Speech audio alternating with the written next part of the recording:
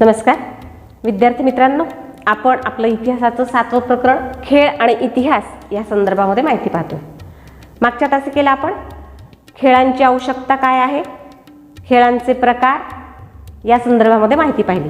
तर आजच्या तासिकेला आपण खेळांचं आंतरराष्ट्रीयकरण कसं झालं आणि आंतरराष्ट्रीयकरण होण्यामुळं काय परिणाम आपण सध्या पाहतोय या संदर्भामध्ये माहिती पाहणार आहोत.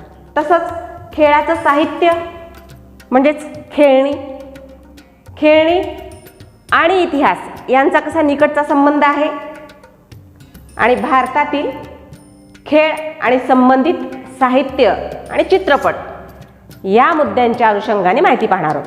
तर सर्वप्रथम पहिला मुद्दा या ठिकाणी मी लिहिलेला आहे, खेळांचं आंतरराष्ट्रीयकरण. पहा, पूर्वी जे खेळ एखाद्या राष्ट्राची ओळख होती त्याच आंतरराष्ट्रीय खेळ बनलेले आहेत. समजा क्रिकेट हा खेळ इंग्लंड या देशाचं प्रतीक असेल, इंग्लंड या देशाची ओळख असेल. आज त्या खेळाचं आंतरराष्ट्रीयकरण झालेलं आहे. कबड्डीसारखा खेळ आहे जो भारतासारख्या देशाची ओळख होती, तो याच मातीत खेळला जायचा, पण आज त्याचं सुद्धा आंतरराष्ट्रीयकरण झालेलं आहे. त्याच्याही स्पर्धा विविध देशांमध्ये खेळल्या जातात. आवडीने तो खेळ खेळला जातो, पाहिला जातो. असे अनेक खेळ, टेबल टेनिस असेल किंवा ओपन टेनिस असेल, बॅडमिंटन असेल, फुटबॉल असेल, हॉकी असेल, असे अनेक खेळ आहेत ज्या खेळांचं आंतरराष्ट्रीयकरण झालेलं आहे. तो खेळ एखाद्या देशाचीच ओळख राहिलेला नाही, संबंध जगभरामध्ये ते खेळ खेळले जातात. जे अशा राष्ट्रीय आणि आंतरराष्ट्रीय खेळाच्या स्पर्धांचं जगभरामध्ये आयोजन केलं जातं. मग विम्बल्डन सारखी असेल किंवा ऑलिम्पिक सारखी असेल, पॅराऑलिम्पिक असेल, दिव्यांगाचं ऑलिम्पिक असेल किंवा कॉमनवेल्थ राष्ट्रकुल स्पर्धा असतील, क्रिकेटचं विश्वचषक असेल, फुटबॉलचं असेल, हॉकीचं असेल किंवा फ्रेंच ओपन टेनिस असेल, विम्बल्डन असेल, यासारख्या अनेक आंतरराष्ट्रीय खेळांचं आयोजन केलं जातं. नुसतंच आयोजन केलं जात नाही, या खेळांचं प्रक्षेपणही केलं जातं सबंध जगभरामध्ये. निरनिराळ्या शेकडो दूरदर्शनच्या वाहिन्यांच्या माध्यमातून. काही वाहिन्या तर खेळाला समर्पित केलेल्या असतात. ठीक आहे, आपल्याकडे सुद्धा अशा अनेक वाहिन्या आहेत. स्टार स्पोर्ट्स खेळालाच वाहिलेली अशी वाहिनी आहे, डीडी स्पोर्ट्स खेळालाच वाहिलेली अशी वाहिनी आहे. ते त्याच्यावरती 24/7 या कोणत्या ना कोणत्या खेळाच्या स्पर्धांचं, ज्या सध्या चालू आहेत किंवा मागं होऊन गेलेल्या आहेत, अशा खेळांच्या स्पर्धांचं प्रक्षेपण त्याच्यावरती चालू असतं. असं हे खेळांचं आंतरराष्ट्रीयकरण झालेलं आहे. मग या खेळांच्या आंतरराष्ट्रीयकरणातून खेळांचं अर्थकारण कसं बदललेलं आपल्याला दिसून येतं. बघा, एखादी स्पर्धा चालू आहे जगभरामध्ये, त्या खेळाच्या स्पर्धेचं प्रक्षेपण वाहिन्यांच्या माध्यमातून सुरू आहे. अशा वेळी त्या खेळाच्या स्पर्धेमध्ये जे देश सहभागी आहेत त्याच देशातले प्रेक्षक फक्त तो खेळ बघतात का? नाही, जगभरातले प्रेक्षक हे त्या खेळांच्या स्पर्धांचा आनंद घेत असतात, त्याचं प्रक्षेपण बघत असतात. दुसरी गोष्ट, कुणी मनोरंजनासाठी म्हणून प्रेक्षक हा खेळ पाहत असतील, तर कुणी शिकण्यासाठी म्हणून विविध देशातले खेळाडू या खेळाचं बारकाईनं निरीक्षण करत असतील. तर ज्या कंपन्या असतात विविध वस्तूंचं उत्पादन करणाऱ्या, त्या जाहिरातीची संधी म्हणून या खेळाच्या मध्ये ज्या जाहिराती दाखवल्या जातात, त्या जाहिरातीची आपलं प्रॉडक्ट जास्तीत जास्त त्याचा खप व्हावा, ते विकलं जावं, आपल्याला फायदा व्हावा, या दृष्टिकोनातून, आर्थिक दृष्टिकोनातून एक संधी म्हणून या खेळांच्या प्रक्षेपणाकडं या कंपन्या बघत असतात, उत्पादक कंपन्या बघत असतात. तर कधी निवृत्त खेळाडू हे या खेळाच्या अनुषंगाने भावी खेळाडूंना जास्तीत जास्त त्या खेळाच्या संदर्भात मार्गदर्शन मिळावं, या दृष्टिकोनातून तो सामना समजावून देण्यासाठी म्हणून आपल्याला या वाहिन्यांवरती आलेलं दिसून येतं. म्हणजे खेळांचं अर्थकारण हे सध्या बदललेलं आहे. पूर्वी पढोगे लिखोगे तो बनोगे नवाब, खेलोगे कूदोगे तो बनोगे खराब असं संबोधलं जायचं, अशी एक म्हण होती. असं का म्हटलं जायचं? खेळ आणि पैसा याचा काही संबंध नव्हता फारसा. तितकासा. पण आज आपण बघतोय खेळ आणि पैसा याचा निकटचा संबंध सुद्धा प्रस्थापित होत आहे, झालेला आहे. त्यामुळं या खेळांचं अर्थकारण, खेळांचं जे आंतरराष्ट्रीयकरण झालं त्याच्यातून बदलताना आपल्याला दिसतं. भारत आणि पाकिस्तान यांच्या जर क्रिकेटची मॅच असेल तर फक्त भारतातले आणि पाकिस्तानमधलेच प्रेक्षक ही मॅच पाहतात असं नाही. जगभरातले प्रेक्षक ही भारत आणि पाकिस्तान यांच्या दरम्यानची मॅच आवर्जून आणि आवडीनं बघतात, हे आपल्याला दिसून येतं. असंच खेळाचं अर्थकारण हे बदललंय. कशामुळं?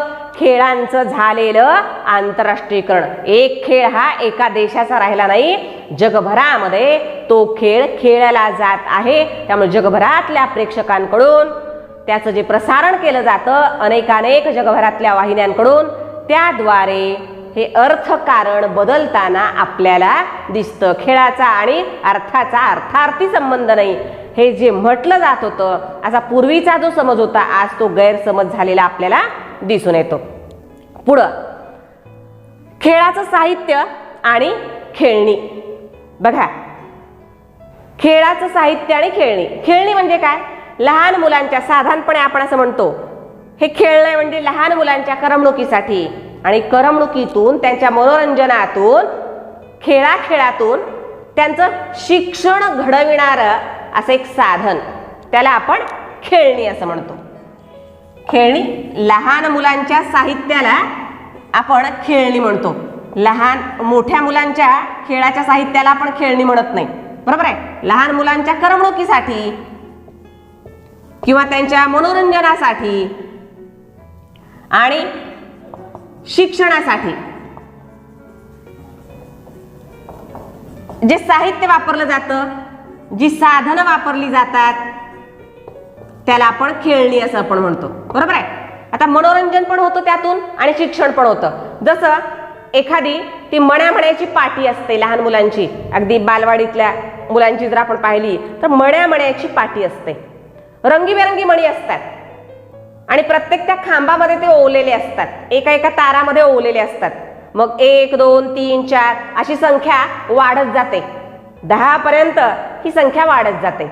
सुरुवातीच्या त्या खांबामध्ये 1 मणी एक वेगळ्याच रंगाचा, दुसऱ्या खांबामध्ये 2 मणी दुसऱ्याच रंगाचे, तिसऱ्या खांबामध्ये 3 मणी तिसऱ्याच रंगाचे. म्हणजे आकर्षण पण वाटतं या पाटीचं एक खेळणी म्हणून, आणि त्याच्यातून तो मोजायला सुद्धा शिकतो. 1 2 3 4 अंक ज्ञान त्याला होतं, अंक मोजायला सुद्धा तो शिकत असतो. ते जे लहान मुलं असतं ते, म्हणजे लहान मुलांच्या करमणुकीचं आणि शिक्षणाचं एक साधन, माध्यम, साहित्य, याला आपण खेळणी असं म्हणत असतो. आता अशा या ज्या खेळण्या आहेत, या खेळण्यांची सुरुवात अगदी इसवी सनापूर्वीपासून हजारो वर्षापासून झालेली आहे असं म्हणायला काही हरकत नाही. कारण खेळाचा जो इतिहास आहे तो मानवाच्या जन्मा इतकाच प्राचीन आहे, इतकाच जुना आहे. जेव्हापासून मानवी संस्कृती आकाराला आली तेव्हापासून खेळ पण आकाराला आले. आमच्याकडं अनेक साहित्यामध्ये, वाङ्मयामध्ये याचे दाखले आहेत. बघा, रामायण असेल, महाभारत असेल किंवा हडप्पा संस्कृतीमध्ये सुद्धा अनेक मातीची गाड्या असतील, मातीच्या विविध प्रकारच्या खेळण्या असतील, शिट्या असतील पशुपक्ष्यांच्या आकाराच्या, मग त्या साच्यामध्ये तयार केलेल्या असतील किंवा हाताने तयार केलेल्या असतील, पण खेळण्या मात्र होत्याच. आजही खेळण्या आहेत. जे काळ बदलला, खेळण्याचं स्वरूप बदलेत, पण खेळण्या मात्र कोणत्याही काळामध्ये आहेतच. कथा सरित सागर नावाचा एक ग्रंथ आहे. त्या कथा सरित सागर या ग्रंथामध्ये सुद्धा बाहुल्यांचा उल्लेख आलेला आहे. जास्तीत जास्त खेळण्यांमध्ये लहान मुलांना प्रिय असं एक साहित्य साधन म्हणजे बाहुल्या असतात. तर या कथा सरित सागर या ग्रंथामध्ये सुद्धा बाहुल्यांचा उल्लेख आलेला आहे. कळ दाबल्यानंतर उडणाऱ्या बाहुल्या, बोलणाऱ्या बाहुल्या, नाचणाऱ्या बाहुल्या, रडणाऱ्या बाहुल्या, आवाज करणाऱ्या बाहुल्या, अशा प्रकारचा या कथा सरित सागर या ग्रंथामध्ये बाहुल्यांचा उल्लेख आलेला आहे. तर मृच्छकटिक हे संस्कृत साहित्य, मला वाटतं तुम्हाला संस्कृत मध्ये धडा पण आहे. मृच्छकटिक म्हणजे मातीचा गाडा किंवा मातीची गाडी. मृच्छकटिक मातीचा गाडा, तर हा मातीचा गाडा काही मोठे माणसं घेऊन फिरणार नाहीत, बरोबर आहे. हे एक लहान मुलाच्या खेळाचं ते साहित्य असतं, ती लहान मुलाची खेळणी असते. म्हणजे आम्हाला यावरून कथासरित सागर असेल किंवा मृच्छकटिक असेल किंवा महाराष्ट्रामध्ये ठकी नावाच्या बाहुल्या होत्या, लाकडी बाहुल्या.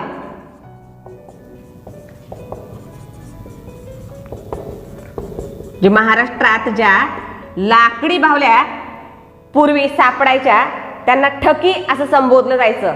लहान मुलांची ती खेळणीच होती या ठकी नावाच्या बाहुल्या.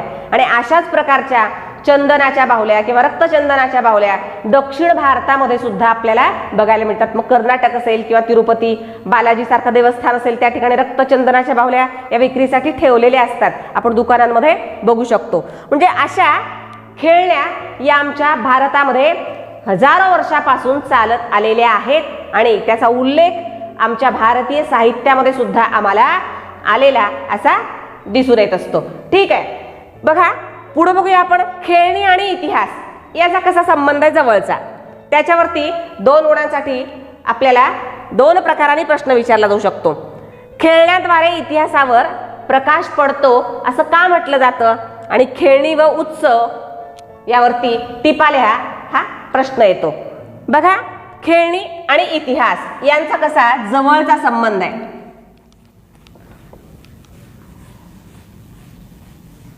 चार 5 मुद्द्यांमध्ये आपल्याला याचं उत्तर लिहावं लागतं. पुस्तकामध्ये स्पष्टीकरण दिलेलं आहे. खेळणी आणि इतिहास यांचा जवळचा संबंध कसा आहे, खेळण्यातून इतिहास समजायला कशी मदत होत असते,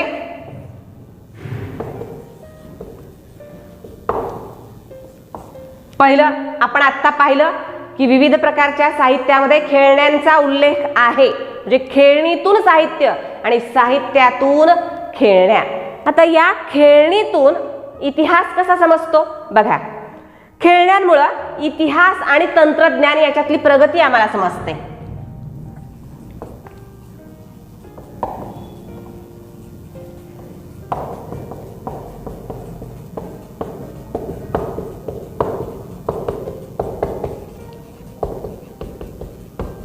कारण पूर्वीच्या खेळण्या आणि आताच्या खेळण्या याच्यामध्ये फरक आहे, बरोबर आहे. पूर्वीची गाड्या असतील, आताच्या गाड्या. पूर्वी खेळणी म्हणून मुलं जेसीबी वगैरे वापरायची का हो, कार वगैरे वापरायची का नाही. आज खेळणी म्हणून जेसीबी, कार आणि विविध प्रकारचं इतर साहित्य आपल्याला लहान मुलं वापरताना दिसतात. म्हणजे ते तयार करताना लोक दिसतात. म्हणजे ते तयार करण्यासाठी जे तंत्रज्ञान वापरलं जातं ते पूर्वीच्या तंत्रज्ञानापेक्षा वेगळे. याच्यातून आपल्याला खेळण्याचा इतिहास कळतो आणि तंत्रज्ञानामध्ये वरचेवर कशी प्रगती होत गेली त्या संदर्भात सुद्धा माहिती मिळायला मदत होते. दुसरं, खेळण्यातून इतिहास आणि तंत्रज्ञानातली प्रगतीचा इतिहास तर कळतोच, त्यासोबत त्या त्या काळातल्या धार्मिक आणि सांस्कृतिक परंपरा सुद्धा कळतात.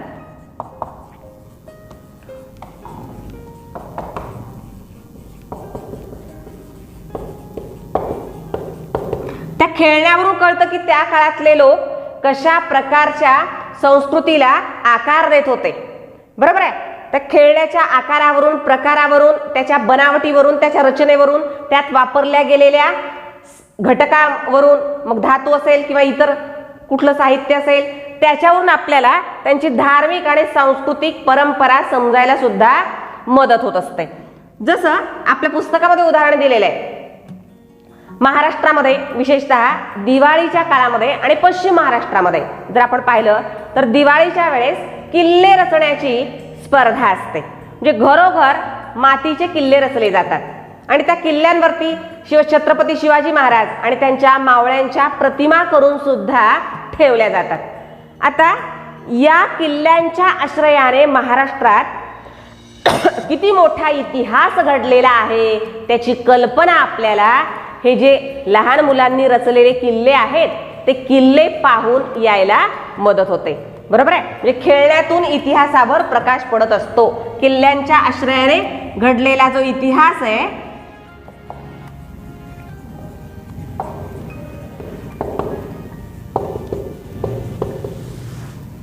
ते कळायला आपल्याला मदत होते. त्याचप्रमाणे इटलीतलं पॉम्पे नावाचं शहर आहे. त्या पॉम्पे या शहरामध्ये उत्खनन करीत असताना एक हस्तिदंती बाहुली आढळली आणि ही हस्तिदंती बाहुली अभ्यास केल्यानंतर असं आढळून आलं की साधारणपणे ती इसवी सन पूर्व पहिल्या शतकामध्ये भारतामध्ये हस्तिदंतापासून ज्या बाहुल्या तयार करत त्यापैकी ती बाहुली आहे.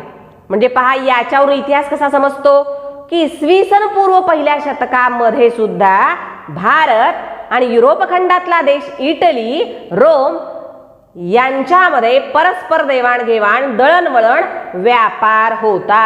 हे यावरून कळतं. कारण बाहुली तिथं कशी गेली? कुणीतरी ती नेली ना, म्हणजे दळणवळण होतं ना इटलीमध्ये आणि भारतामध्ये. ठीक आहे. पॉम्पे नावाचं शहर कुठं आहे? इटलीमध्ये आहे. तिथं काय सापडली? हस्तिदंती बाहुली सापडली. कधीची आहे ती? साधारणपणे इसवी सन पूर्व पहिल्या शतकातली आहे. याच्यावरून इटली आणि भारत यांच्यात दळणवळण आणि व्यापार होता, देवघेव होती, या गोष्टी आपल्या लक्षात येतात. म्हणजे खेळण्यांवरून इतिहास समजायला मदत होत असते. बरोबर आहे. त्याच्यानंतर आपण बघूया खेळ आणि संबंधित साहित्य आणि चित्रपट याच्यावरती पण भारतातील खेळाच्या साहित्याच्या इतिहासाविषयी माहिती लिहा असा प्रश्न येतो. खेळ व चित्रपट याच्यावर टिपा लिहा असा प्रश्न विचारला जाऊ शकतो. बघा, भारतातील खेळ आणि साहित्य. तसं खेळाच्या संदर्भात साहित्य लिहिणं, वाङ्मयामध्ये खेळ या विषयाला स्थान देणं, ही परंपरा जास्तीत जास्त पाश्चात्य देशामध्ये आपल्याला दिसून येते.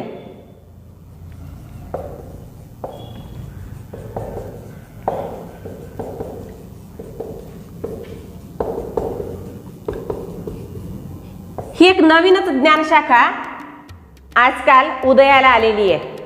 खेळ आणि संबंधित साहित्य. खेळ खेळायचं साहित्य नव्हे बरं का. या साहित्याचा अर्थ आहे वाङ्मय.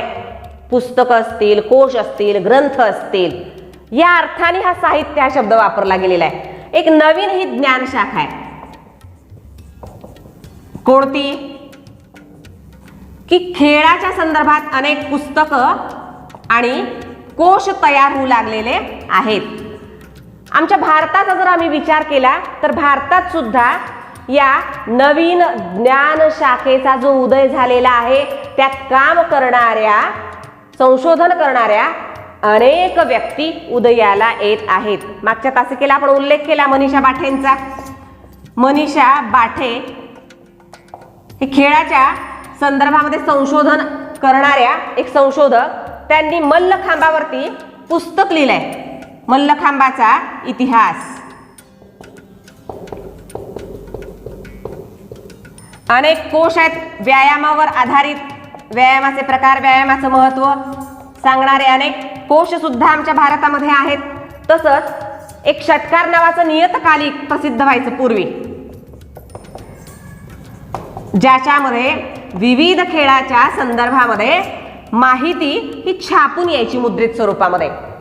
तसंच आजकाल इंग्रजी भाषेच्या सोबतच मराठी भाषेत, हिंदी भाषेत आणि भारतातल्या इतरही प्रादेशिक भाषांमध्ये खेळाचं साहित्य म्हणजे खेळाशी संबंधित वाङ्मय सध्या लिहिण्याची एक चांगली परंपरा निर्माण झालेली आपल्याला दिसून येते. पहा, याच्यावर आधारित चित्रपट पण तयार व्हायला लागलेले आहेत. खेळ आणि खेळाडू, त्या त्या खेळामध्ये नाव कमावणारे, त्या त्या खेळालाही महत्त्व प्राप्त करून देणारे आणि खेळामुळे ज्यांना महत्त्व प्राप्त झालेलं आहे असे अनेक खेळाडू आमच्या भारतामध्ये आहेत. राष्ट्रीय स्तरावरचे आणि आंतरराष्ट्रीय स्तरावरचे. त्यांच्या जीवनावर आधारित चित्रपट आमच्याकडे निघायला लागले. जसं दंगल असेल किंवा मेरी कॉम असेल किंवा धोनी द अनटोल्ड स्टोरी असेल किंवा भाग मिल्खा भाग असेल,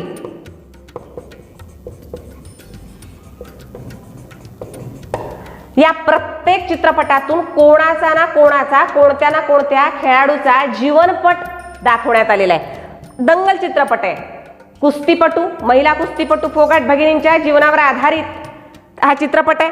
मेरी कोम मुष्टी युद्ध करणारी, ऑलिम्पिकचं पहिलं महिलांचं पदक जिंकून देणारी, धोनी आपल्या सगळ्यांनाच माहिती आहे। भाग मिल्खा भाग हा धावपटू, म्हणजे यांचा जीवनपट यात उलगडून दाखवलेला आपल्याला दिसून येतो। कसा संघर्ष त्यांना करावा लागला हे एवढं नाव कमावेपर्यंत, धोनीला धोनी होईपर्यंत, क्रिकेटपटू धोनी होईपर्यंत, जगप्रसिद्ध क्रिकेटपटू होईपर्यंत कुठल्या संघर्षातून त्याला जावं लागलं, त्या संदर्भातली माहिती त्या चित्रपटामध्ये दाखवण्यात आलेली असेल। आणि या चित्रपटाच्या अनुषंगाने म्हणजे इतिहास कसा कळतो या चित्रपटांमधून, ज्या काळामध्ये हे खेळाडू उदयाला आले त्या काळातलं समाज जीवन,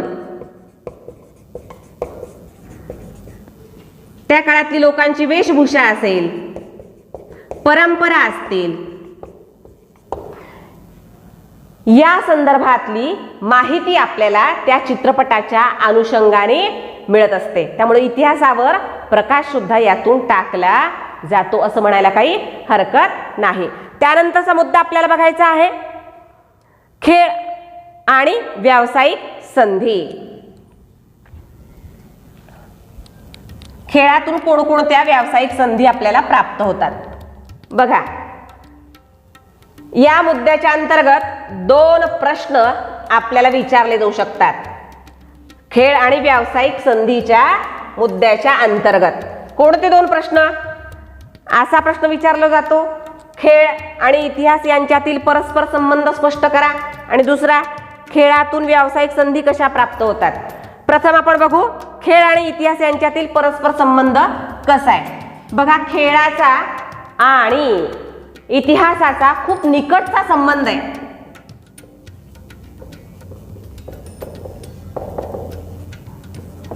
आपल्याला प्रथमदर्शनी वाटत नाही की खेळाचा इतिहासाशी काय संबंध असेल, पण इतिहासाच्या विद्यार्थ्यांना क्रीडा क्षेत्रामध्ये, खेळाच्या क्षेत्रामध्ये खूप मोठ्या संधी व्यवसायाच्या प्राप्त होऊ शकतात।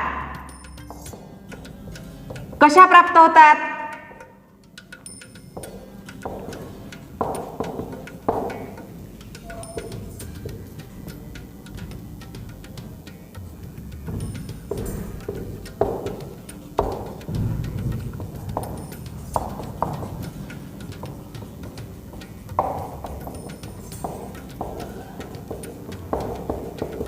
बघा, राष्ट्रीय आंतरराष्ट्रीय स्वरूपाच्या अनेक क्रीडा स्पर्धांचं आयोजन केलं जातं।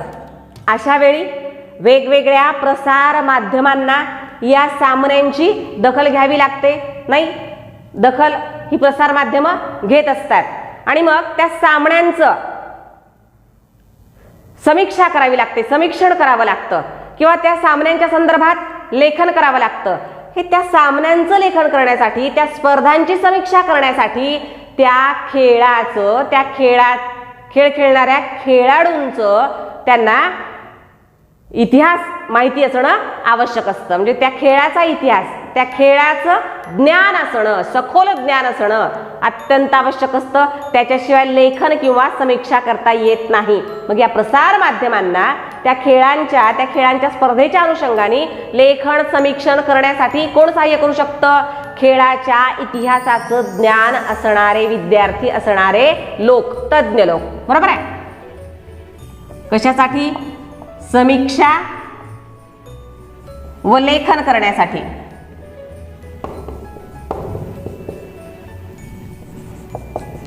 कशाचा इतिहास माहिती पाहिजे? खेळाचा।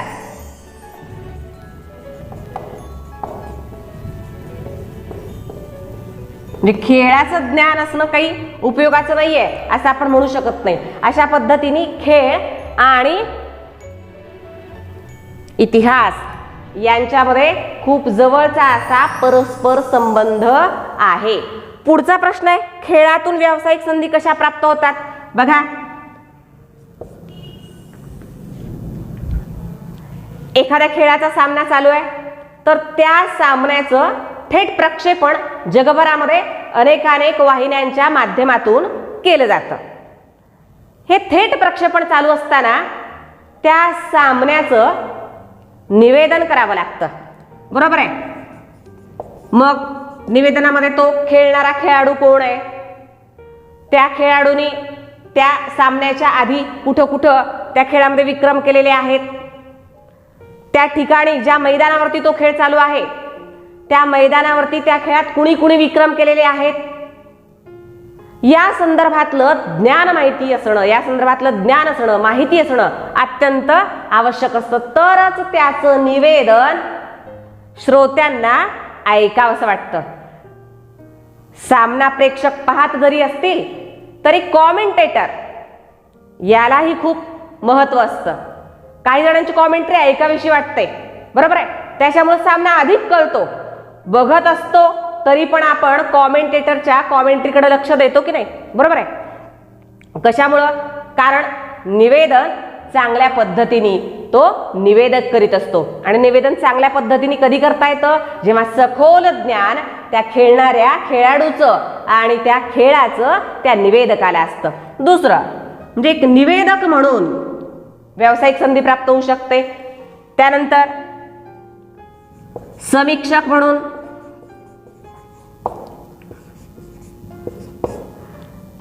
समीक्षा करावी लागते. म्हणजे एखादा खेळाडू कशा पद्धतीनं खेळतो आहे आणि त्याला हा खेळ कशा पद्धतीने खेळल्यानंतर जास्तीत जास्त तो यशस्वी होऊ शकला असता, त्याच्या अपयशाचं कारण किंवा त्याच्या यशस्वीतेचं कारण, या संदर्भामध्ये ज्याला त्या खेळाच्या संदर्भात ज्ञान आहे तोच आपले विचार आणि आपले मतं व्यक्त करू शकतो, बरोबर आहे. साधारणपणे तो जो खेळ आहे कशा पद्धतीने झाला आणि कशा पद्धतीने खेळला असता तर त्याचा परिणाम काय झाला असता, या संदर्भामध्ये मत व्यक्त करणं, त्याला म्हणायचं समीक्षा करणं.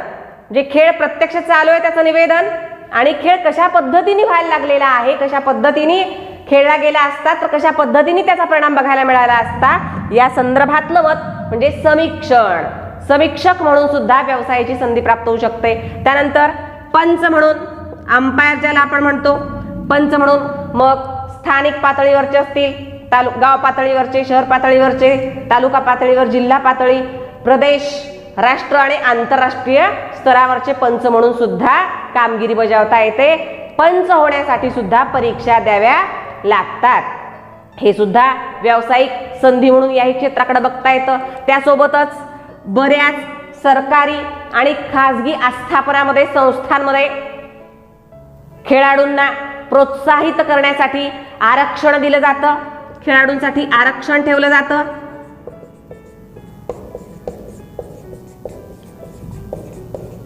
किंवा त्यांच्यासाठी शिष्यवृत्त्या दिल्या जातात. त्यासोबतच ज्यावेळी अनेकानेक वाहिन्या या खेळांच्या स्पर्धांचं प्रक्षेपण करीत असतात त्यावेळी त्या प्रसार माध्यमांना त्या खेळाच्या संदर्भात नोंदी करण्यासाठी सुद्धा खूप मोठ्या मनुष्यबळाची आवश्यकता असते. आणि मनुष्यबळ कसं? कुशल पद्धतीचं, ज्यांना त्या खेळाच्या संदर्भामध्ये माहिती आहे. आणि रोजगाराच्या तिथं सुद्धा मोठ्या प्रमाणामध्ये संधी उपलब्ध होऊ शकतात.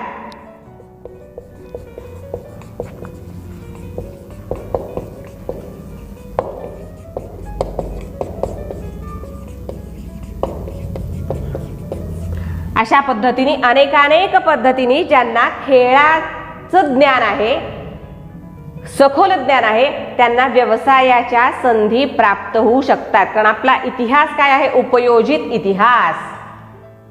इतिहासाच्या ज्ञानाची, कोणत्याही क्षेत्रातलं ज्ञान असू दे, त्याची उपयोगिता कशा पद्धतीने आहे त्या संदर्भात आपण प्रत्येक पाठामध्ये शेवटी माहिती पाहत आहोत. कारण आपला इतिहासच काय आहे? उपयोजित इतिहास. बघा, खेळाचा इतिहास माहिती असणाऱ्यांना कसा फायदा होतो त्याचं एक उदाहरण दिलेलं आहे आपल्या पुस्तकामध्ये. बाळ ज पंडित असं त्यांचं नाव आहे. कोण होते बाळ ज पंडित? एक महाराष्ट्रातले ख्यातनाम प्रसिद्ध असे समालोचक.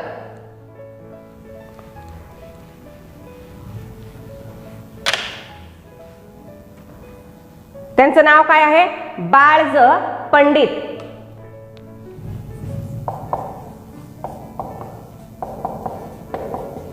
हे समालोचक होते, कॉमेंटेटर ज्याला आपण म्हणतो, आणि ते इतक्या छान पद्धतीने त्या सामन्याचं समालोचन करायचे की अगदी लोक सगळा जीव कानात एकवटून त्यांची कॉमेंट्री ऐकायची. आणि जास्तीत जास्त समालोचन यांचं आकाशवाणीवरती होतं. जेव्हा दूरदर्शनचा फारसा ट्रेंड नव्हता त्या काळापासून हे समालोचन करीत. आणि आकाशवाणी हे फक्त श्राव्य माध्यम आहे, ते दृक स्वरूपातलं नाही आहे. त्यामुळं संपूर्ण सामना हा डोळ्यासमोर श्रोत्यांच्या उभं करण्याचं सामर्थ्य त्यांच्या समालोचनात, त्यांच्या शब्दामध्ये, त्यांच्या वक्तव्यामध्ये होतं. हे कधी करू शकतो एखादा समालोचक?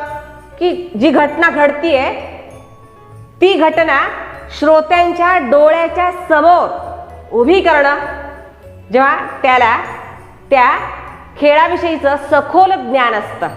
बरोबर आहे? एखादा सामना ज्या मैदानावरती होतोय त्या मैदानाची निर्मिती कधी झाली, त्या मैदानावरती आतापर्यंत कोणकोणत्या देशामध्ये सामने खेळले गेलेले आहेत, कोणकोणत्या विक्रमवीरांनी त्या ठिकाणी विक्रम केलेले आहेत, कुणी कुणाचे विक्रम मोडीत काढलेले आहेत.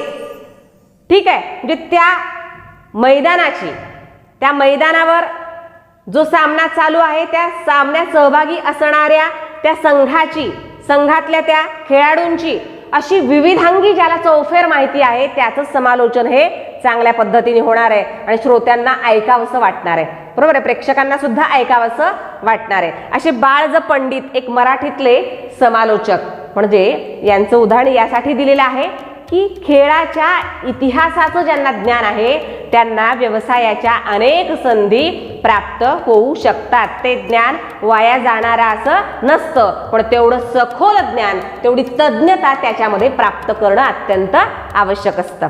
ठीक आहे? तर आज आपण या ठिकाणी खेळ आणि इतिहास या प्रकरणाच्या अनुषंगाने माहिती पाहिलेली आहे. या ठिकाणी आपलं हे प्रकरण संपतंय. पुढच्या तासिकेला आपण पर्यटन आणि इतिहास हे प्रकरण अभ्यासूया. ठीक आहे? Have a nice day.